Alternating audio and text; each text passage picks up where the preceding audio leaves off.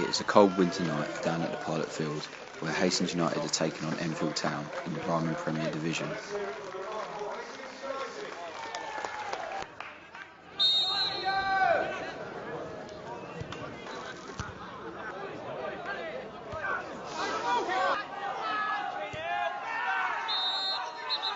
The game is a scrappy affair, with Hastings being reduced to 10 men.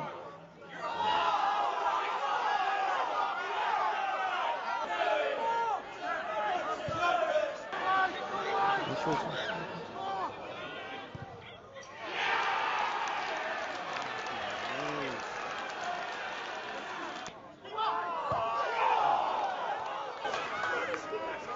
battle back to win 3-2. Remarkably, this is the last time Hastings have won a league game.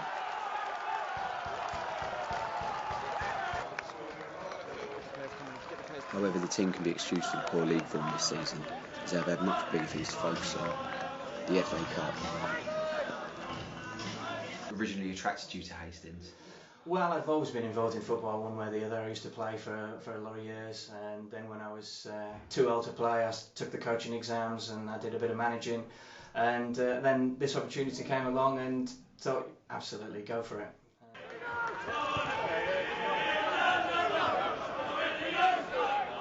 How hard is it for clubs like Hastings to stay afloat financially? It's very hard.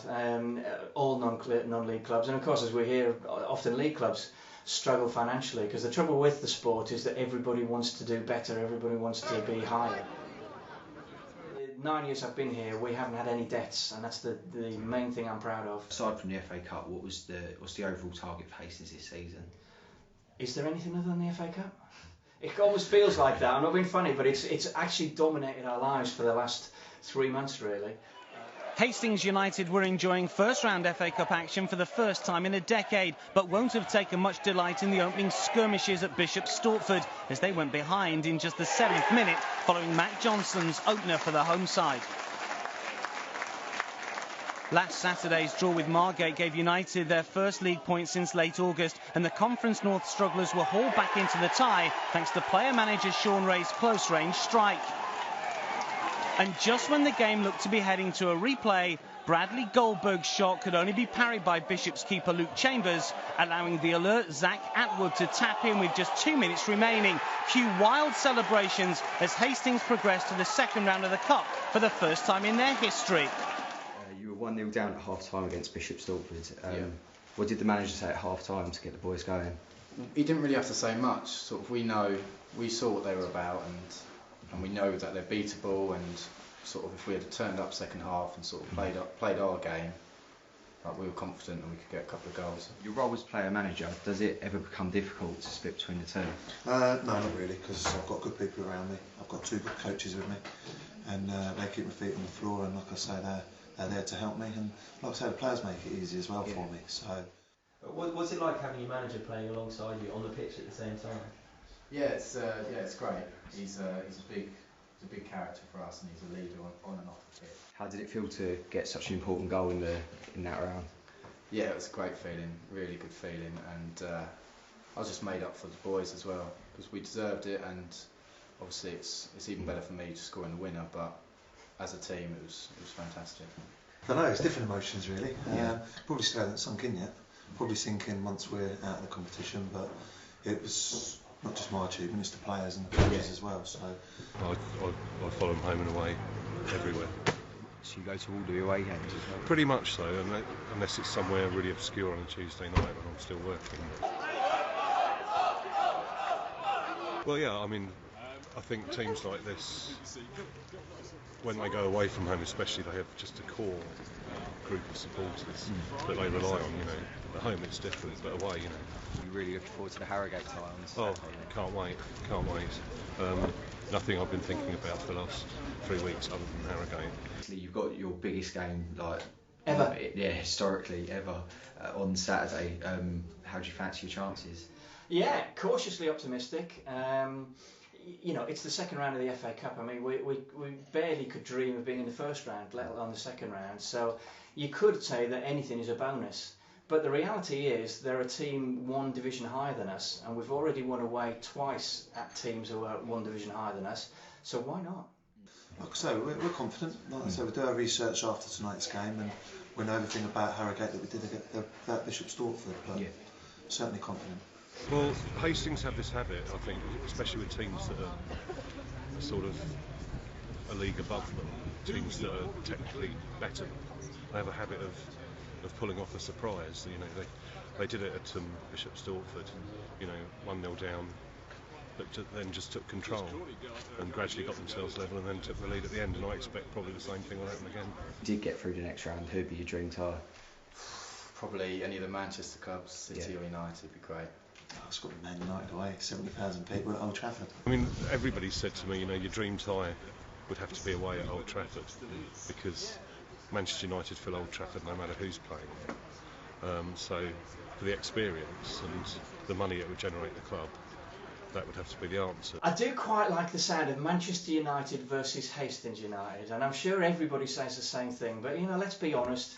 Hey, we've got Manchester City, Liverpool, Arsenal, Tottenham, Wigan, Bolton, Crystal Palace, Accrington Stanley. I don't mind that much. See yourself scoring against the likes of Joe Hart? I think we'll give it a go. Sort of, obviously it's going to be difficult, but we're not going to go and shut up shop. We'll go and at least create a few chances and see what happens. Financially, how much does the FA Cup do for a club like Hastings? It's massive, to be honest. I mean, if you think about the last round, we won 18,000, and to get a main sponsor, which has been a real struggle for a couple of years, that's normally around the 10,000, 11,000 mark. So just in one game, we eclipsed that by quite a distance. And that's before you take into account gate money and ancillary income that comes in. So it's a lifesaver, really. There's no question about it. Clearance up towards Chilaka, and Beasley sliding in. Whistle's gone, it's not going to count. He rolls it into the empty net, but the challenge on Matt Armstrong Ford has brought a free kick for Hastings here, and the keeper is still down. He had control of the ball. Merris with the deep corner, allowed to bounce.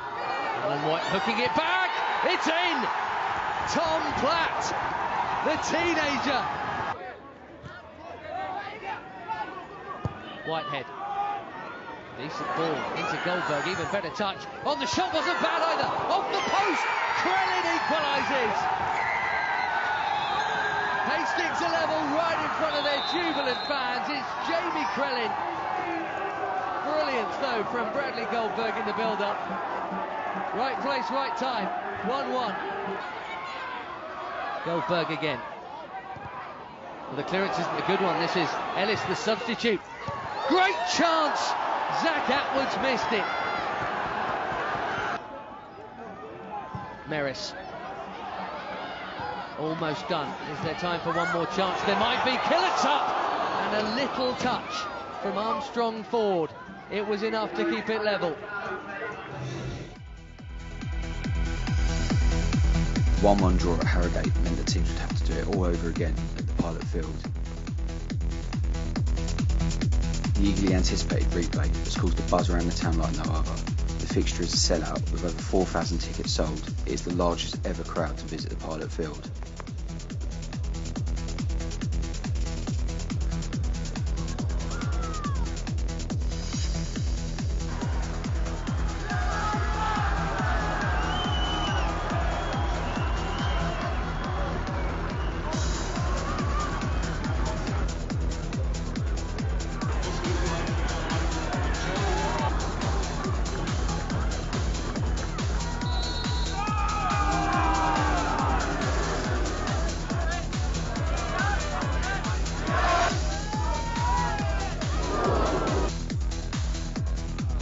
Tense first half, a few chances, ended 0-0.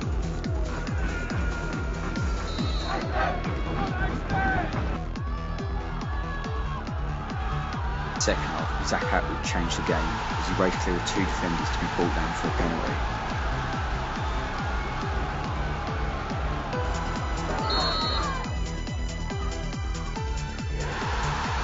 Three carries stepping up to put Hastings 1-0 up, to send the 4,000 plus crowd wild.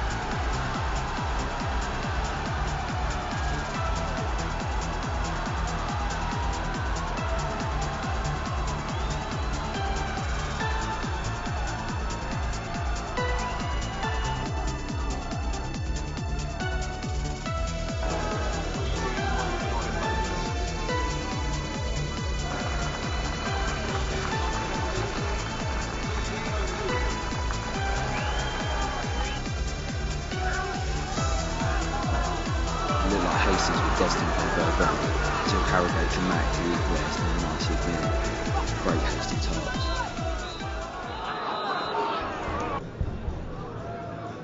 This meant that the match headed into extra time.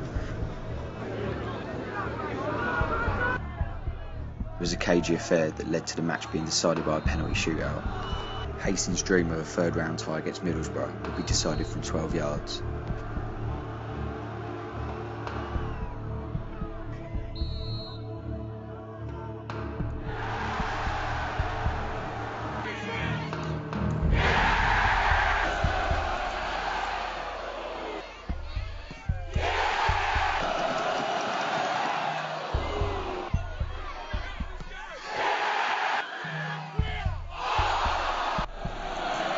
Tense penalty shootout went all the way to sudden death, where Daryl Oppinger had the chance to make the unthinkable become a reality.